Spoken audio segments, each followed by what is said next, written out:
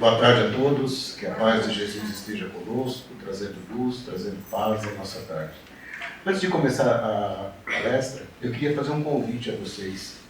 Nós temos às quartas-feiras no CRE, às 20 horas, das 20 às 21h30, o curso de Introdução ao Espiritismo.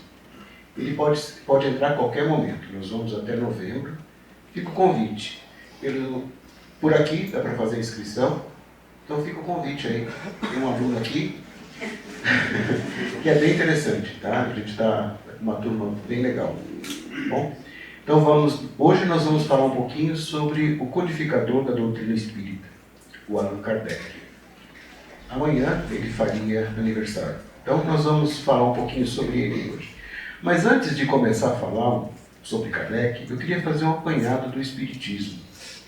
O Espiritismo, ele vem de muito antes de Kardec, mas não era divulgado. Então, se a gente vai lá, remonta lá na época do Egito Antigo, no Egito Antigo tinha a presença das pessoas que participavam do espiritismo, de espíritos, né, o contato com espíritos, mas era fechado.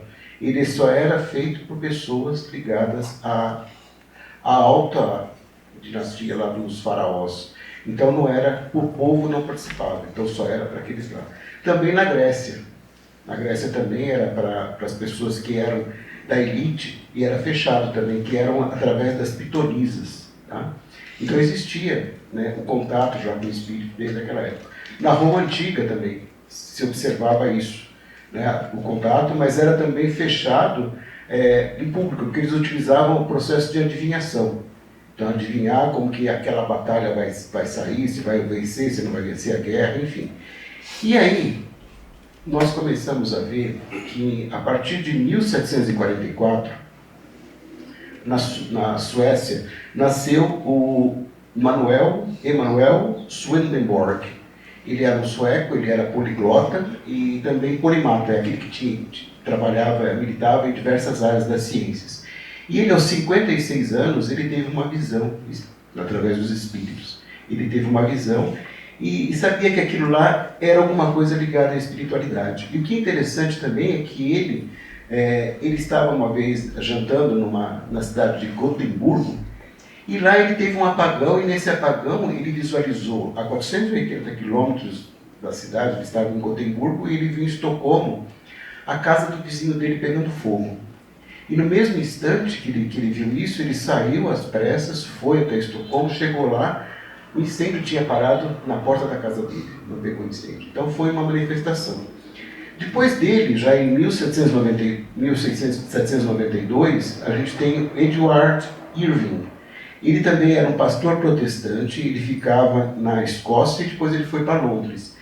Ele foi expulso da igreja, aí ele fundou uma própria igreja, porque aí nessa igreja dele tinha alguns fenômenos mediúnicos. Então tinha batidas na parede, arrastavam móveis, atiravam pedras, faziam manifestações, tinha psicofonia, né? Psicofonia é a pessoa que, antes a gente falava que recebia o espírito, né? Incorporava, isso é psicofonia.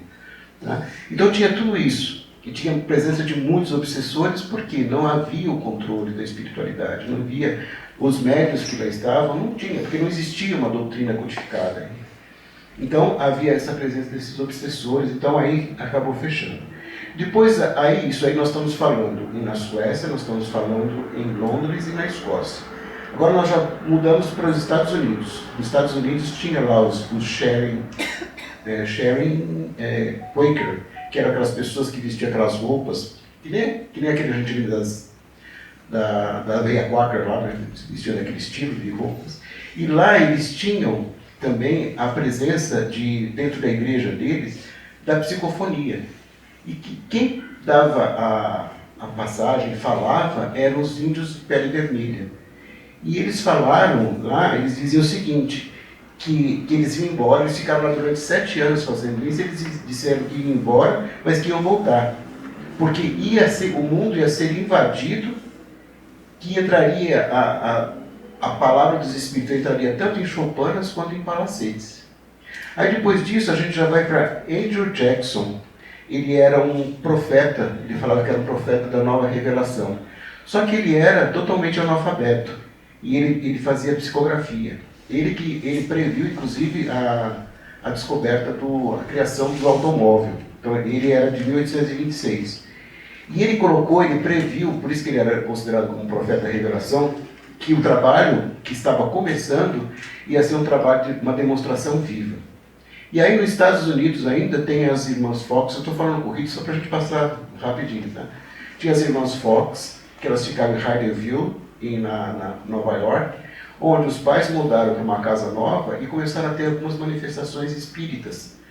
Então essas manifestações o que era? Ficavam pancadas, arrastavam móveis, e as duas irmãs começaram a brincar. Então começaram a falar assim, ó, se você está aí, dá uma batida na parede. Se for sim, dá uma batida, se for não, dá duas. E elas começaram a se comunicar assim. E aí descobriram que aquela pessoa era uma pessoa que tinha sido assassinada e tinha sido enterrada no porão da casa. E aí, através delas, começaram a ter alguns fenômenos espíritas, elas começaram a se apresentar nos teatros, tudo essa questão do espiritismo.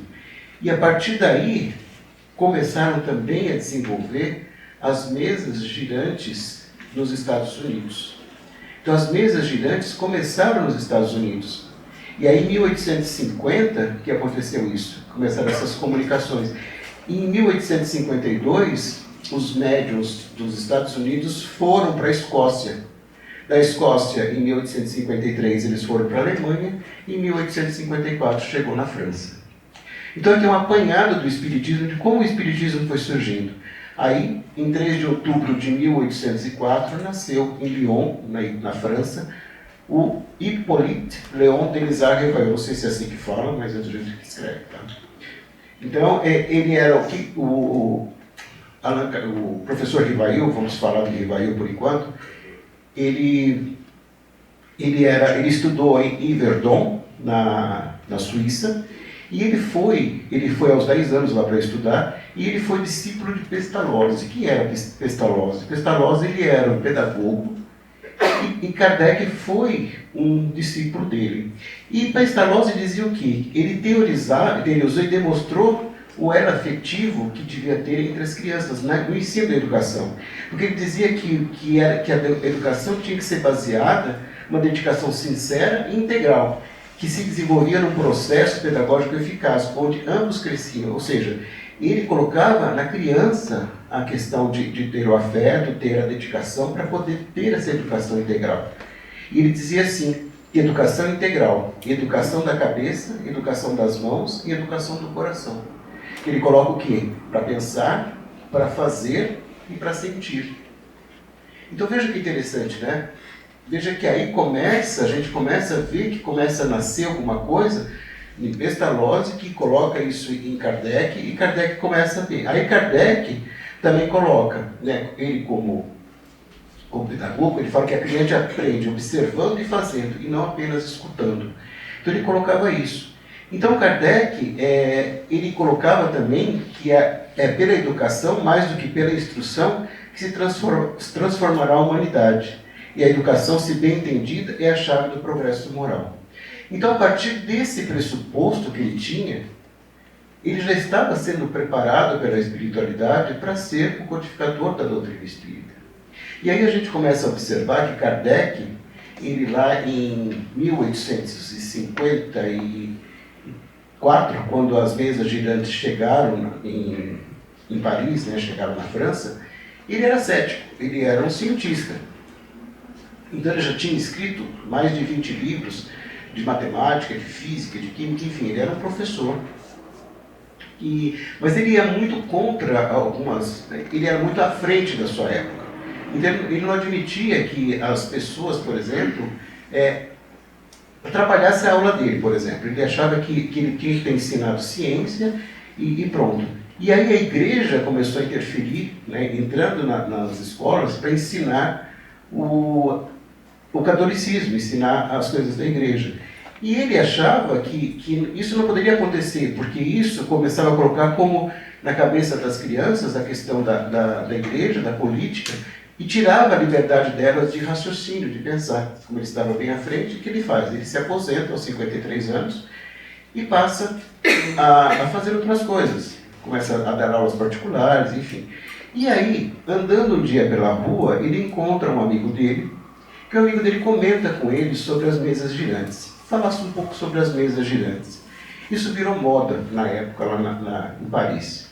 Então as pessoas iam nos salões e tinham lá as mesas girantes, que as mesas se levantavam, as pessoas colocavam as mãos, essas mesas levantavam, giravam, e você fazia pergunta para as mesas.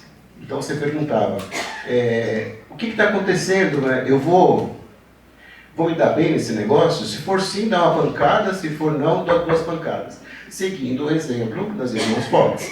Tá? E aí, eles faziam isso. Só que Kardec, ele falou assim, como é que pode uma mesa, a mesa é um ser inanimado, ela não tem nada, como é que ela vai estar respondendo alguma coisa? Isso não existe. Então, convidaram Kardec para ir lá e Kardec não ia. Ele falou, não vou, porque isso aí não tem nada, não é dessa forma. E aí, ele vai um dia, ele vai se oferecer para ele vai se oferecer para trabalho, ele acaba vendo essa coisa girando, ele percebe que onde ele está vendo é fake, né? Não é falso o que eles estão fazendo lá, mas ele vai num bar onde ele vê tudo isso. Aí os amigos dele vão até a casa dele e o convidam para participar, porque eles falam assim, que nós estamos fazendo um estudo mais aprofundado, falando sobre provando que é ciência, provando que existe uma força atrás muito maior do que é. Inclusive, aí ele pergunta, mas que força maior é essa que vocês estão falando que existe? O espírito. Ele fala, vocês vão me dizer que na mesa tem um espírito que vai levar? Ele fala, isso que nós estamos dizendo, que existe uma força maior que é de fora, que vem e faz essa manifestação. Ele fica cético e ele vai até a mesa e ele começa a perceber que ali tem, mas ele ainda não está 100% seguro. Ele não está pensando bem nisso, porque ele dizia assim, ó, que isso está em Obras Póstumas. Só acreditarei quando ouvir e quando me provarem que uma mesa tem cérebro para pensar, nervos para sentir e que possa se tornar sonâmbula.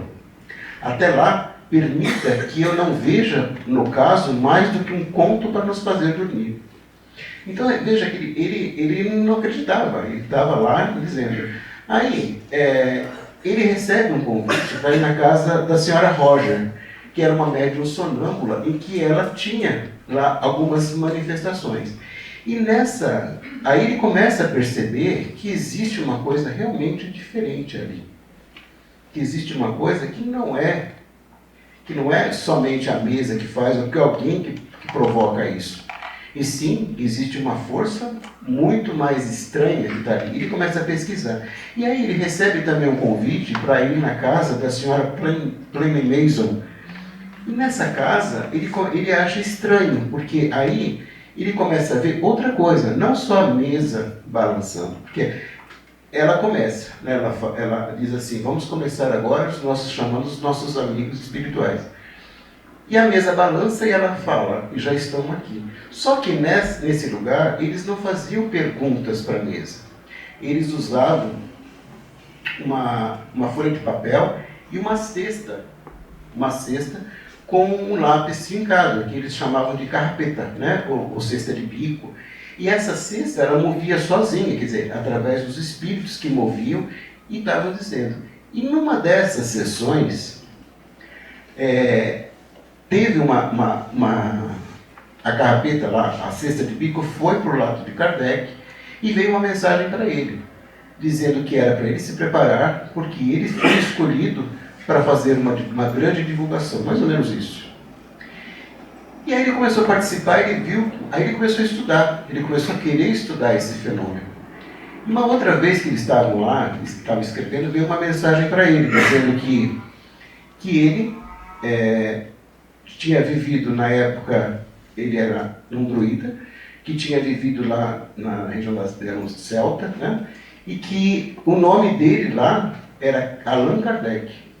Ele achou isso estranho, ele guardou isso com ele, foi pesquisar, ele pesquisou sobre isso, e quem psicografava, quem dizia isso, era um espírito chamado Zéfiro. Então Zéfiro dava essas informações, passava essas informações, mas chegou um determinado momento que Zéfiro não fazia mais, porque o Zéfiro acabou ou assumindo outras outras atividades do plano espiritual, ou havia reencarnado.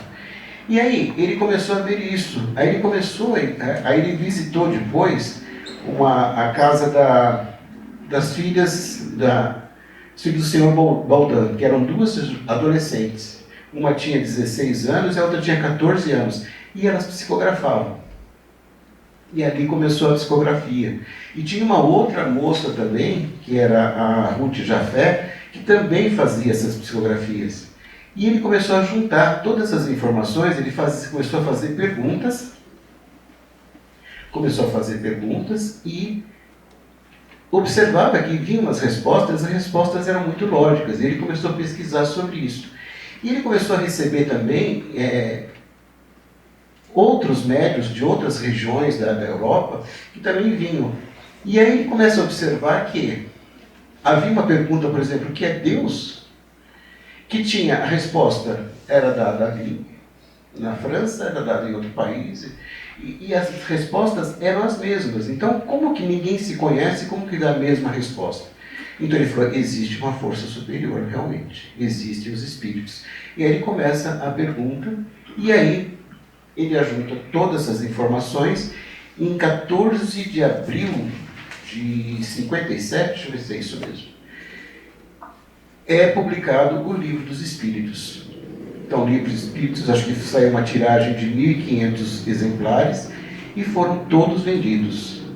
E aí começou uma polêmica danada, porque as meninas começaram a ser, como se diz, perseguidas. Ele começou a ser perseguido, os médiuns começaram a ser perseguidos, porque diziam que eles precisavam estar no manicômio.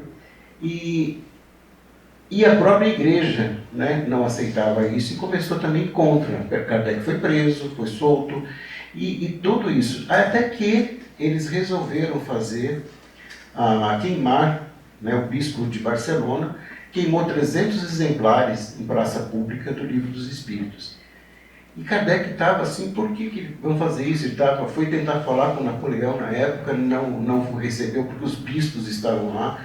Estava assim, totalmente indignado com isso. Só que Kardec, quando o plano espiritual sempre faz as coisas muito certas. Com a queima dos livros, desses 300 livros, a doutrina se divulgou. Foram para todos os países, que todo mundo queria saber o que dizia aquele Livro dos Espíritos. Então, isso foi o quê? Um divisor. Então, às vezes, aí a gente vê, né, como o plano espiritual trabalha perfeitamente. Uma desgraça que, para isso, modificou todo o espiritismo e divulgou. Kardec, não foi fácil a trajetória dele. Teve ataque das trevas, teve vários ataques, várias coisas, os médiuns sofriam, como acontece. Se a gente observar Chico Xavier, se a gente observar Divaldo, se observarmos todos nós médiuns, a gente sofre ataque, porque não querem que a gente divulgue nada. Por isso que a gente tem que estar sempre com os nossos pensamentos voltados à luz. E quando a gente fala dessa questão de queimou o livro e houve a divulgação, aí vamos pegar esse exemplo, fazer uma parte aqui na história de Kardec e colocar.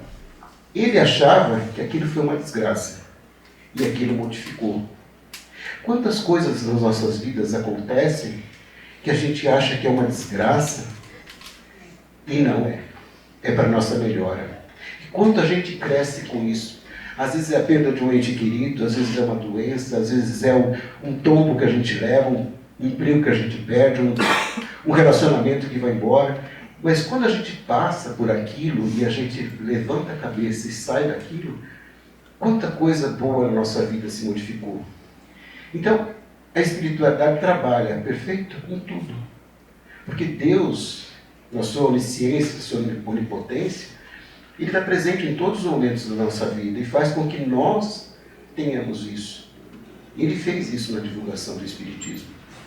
E aí, depois disso, né, aí em 1857 foi o lançamento do Livro dos Espíritos. Em 1858, ele foi, agora preciso subir minha cola, porque eu não sei de cor. Em 1858, teve a fundação da Sociedade Parisiense de Estudos Espíritas.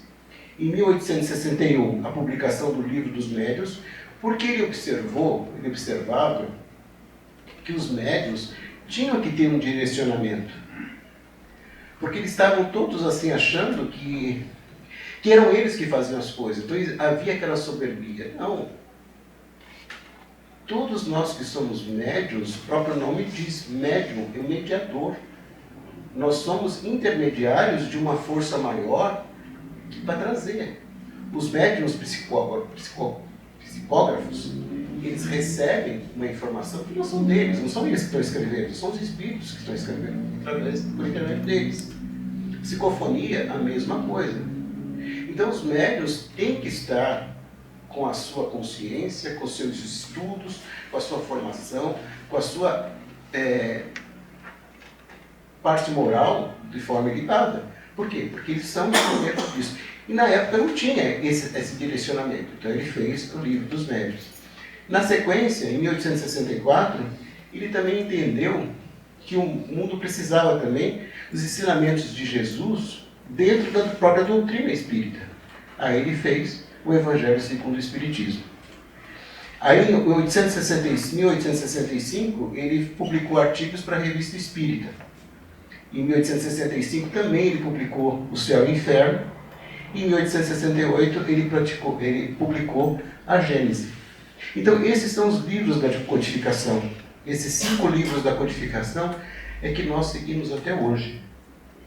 Então esse é a forma de nós entendermos o Espiritismo, de estudar o Espiritismo. E devemos isso a Allan Kardec. E Allan Kardec, em todo momento da vida dele, ele dizia que não foi ele que publicou. Ele só fez uma organização do que foi colocado nas obras pelos Espíritos, pelo Espírito da Verdade. Cristo, quando veio, ele disse que o Espírito da Verdade ia voltar para cá. E voltou. Então, quando nós pegamos tudo isso, nós entendemos um pouco mais. Então, você veja como a humanidade, ela trabalha, né? O plano espiritual trabalha de uma forma, né? Deus trabalha. O Velho Testamento, o Novo Testamento com a vinda de Jesus, os 4 Evangelhos, os Evangelhos de Jesus, que nos dá um direcionamento na nossa vida, que hoje é ensinamento vivo, para nós seguirmos ele em todo o tempo. E vem, no século XIX, o Espiritismo para que direcionar as nossas vidas, e é vivo até hoje. E o mais interessante é que o Brasil é o primeiro país espírita do mundo, né? É o maior país, maior adeptos do espiritismo do mundo. E surgiu na França. Só que França, Portugal, Itália, a Igreja Católica foi muito, muito forte, então impediu o crescimento. Aqui no Brasil, por ter uma miscigenação maior, né, por já existia, né, a questão das atividades mais dos escravos, né, que era trazendo lá do Candomblé, por exemplo, né, trazendo de lá, da África. Então tinha uma visão um pouco mais, mas não deixaram de ser perseguidos aqui também. E surgiu o Espiritismo aqui. E em 1869, em 31 de março,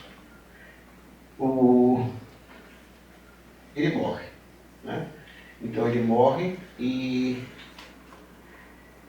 diz o seguinte: em 31 de março de 1869, ele morre aos 64 anos, vítima de um aneurisma, e já tinha 8 milhões de pessoas que eram seguidoras do Espiritismo lá no mundo. E ele ficava muito feliz porque ele recebia cartas dizendo de pessoas que leram os livros dele, leram principalmente o Livro dos Espíritos, e entendiam que existia uma vida após a morte e desistiam de se suicidar. Então ele tinha essa felicidade, as pessoas mandavam isso. E lá no túmulo dele está escrito assim, lá no cemitério da Lachaise, está escrito assim: nascer, morrer, renascer, ainda e progredir sem cessar. Então ele deixa ainda essa mensagem mesmo no túmulo: nascer, morrer, renascer ainda e progredir sem cessar. Eu queria fazer só uma parte aqui. Eu sei que isso a gente não deve falar em palestra, mas foi uma coisa tão bonita que me aconteceu. Eu estava em Paris e eu fui no cemitério. Aliás, eu falei assim: eu não vou no cemitério, eu não vou viajar, eu vou visitar um cemitério. Eu pensava. Um amigo me ligou: você não foi viajar ao túmulo do Kardec? Eu falei: não fui. Aí ligou outro amigo: você não vai ver o túmulo do Kardec? Eu falei: não. Estou pensando. Eu sonhei Eu estava indo visitar o túmulo do Kardec. Eu falei, não, eu tenho que visitar o túmulo do Kardec. Não sei porquê, mas eu tenho que ir, porque na minha cabeça. O Kardec não está aqui. Mas aí eu fui, e foi muito interessante, porque eu cheguei, tem uma placa assim, onde tem os locais onde estão túmulos. Eu olhei onde ele estava e falei, vou achar nunca, no tamanho desse cemitério, não vou achar nunca. Tem excursões, inclusive. Aí eu falei assim, bom, eu vou andando aqui. Aí eu fui andando, segui um caminho, fui andando, parei e falei assim, onde será que eu estou? O que eu tenho que fazer? Eu fiz assim, onde que eu estou? Eu fiz assim, no túmulo do Kardec. Sabe? Então foi uma coisa assim, aquilo me deixou muito bacana. Então por que eu estou falando isso? O quanto a espiritualidade é importante na vida da gente, o quanto que ela governa a vida da gente. Talvez pelo meu ceticismo de dizer, para que eu vou ver Kardec? Ele dizer assim, não, existe uma força também ali. Vai conhecer, ele é o codificador da doutrina, por que você não pode conhecer o local? E é o túmulo mais florido que existe lá. Né? Então, os brasileiros, inclusive, que colocam, né?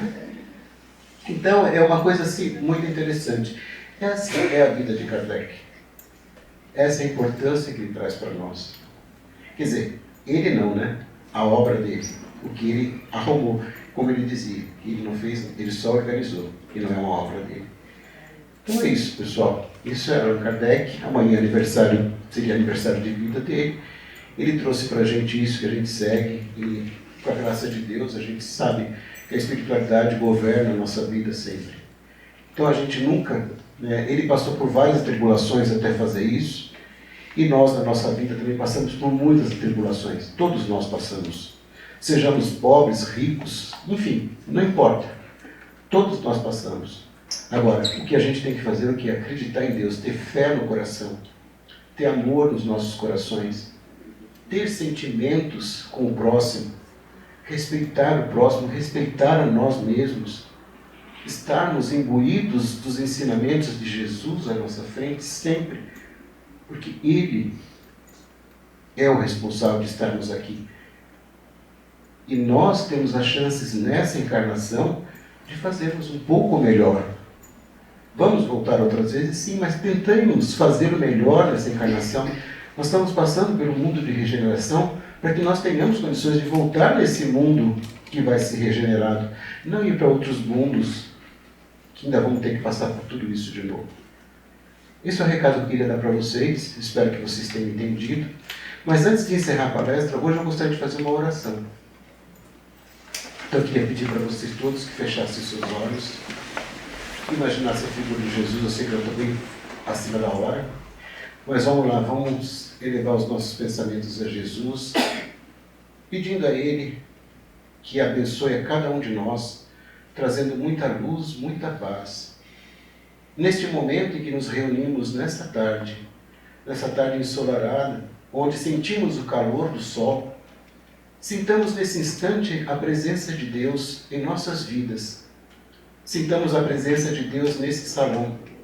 E vamos dizendo assim, Pai de amor e bondade, Pai Celestial, que nos traz luz, nos traz força, nos traz sentido à nossa vida. Enchei os nossos corações de luz, enchei os nossos corações de paz, que tenhamos a força necessária para seguirmos sempre a nossa jornada com resiliência, com discernimento e, sobretudo, com amor em nossos corações. Que tenhamos a força sempre, que sintamos a presença de Sua mão a nos guiar no decorrer da nossa vida. E que no derradeiro da nossa morte nós possamos encontrar a luz que vai conduzir o nosso espírito ao descanso, ou melhor, a ver a luz de forma mais clara, mais serena e mais forte. Que a paz de Jesus esteja conosco, trazendo muito amor, muita paz na nossa semana. Que assim seja. Graças a Deus. Muito obrigado.